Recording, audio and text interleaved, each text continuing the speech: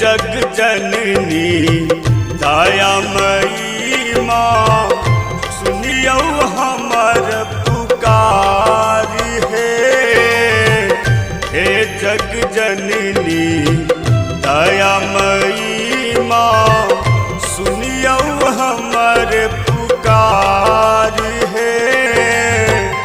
हाथ जोड़ छिकार शरण में,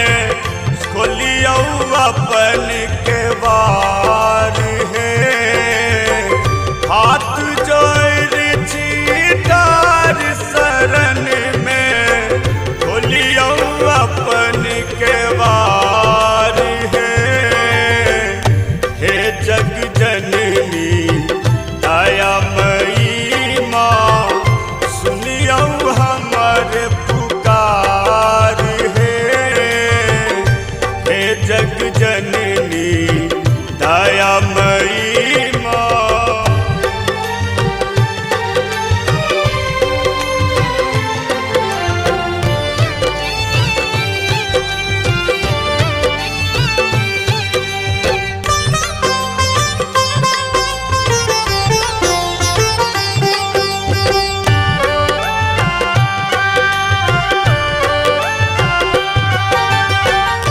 नित उठ भोरे अरहुल फूलक, गुथ के अनलो हार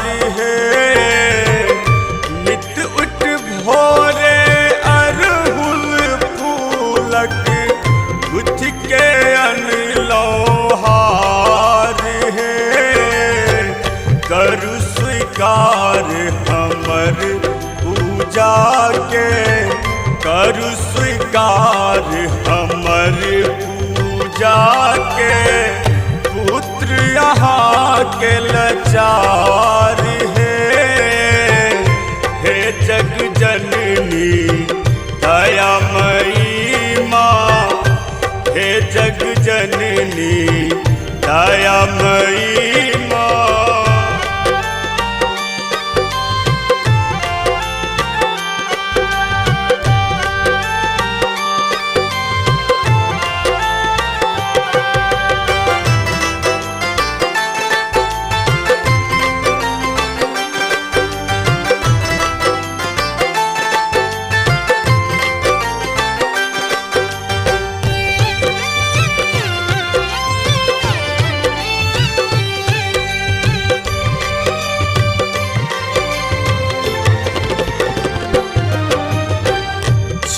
जगदम्बा जग अवलंबा, करी सबके उद्धार छी जगदम्बा जग अवलंबा, करी सबके उद्धार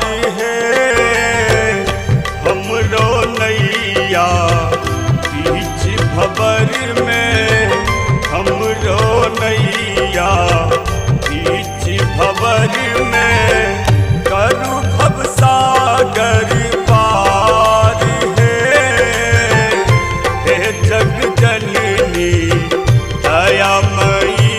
माँ, सुनियो हमर पुकार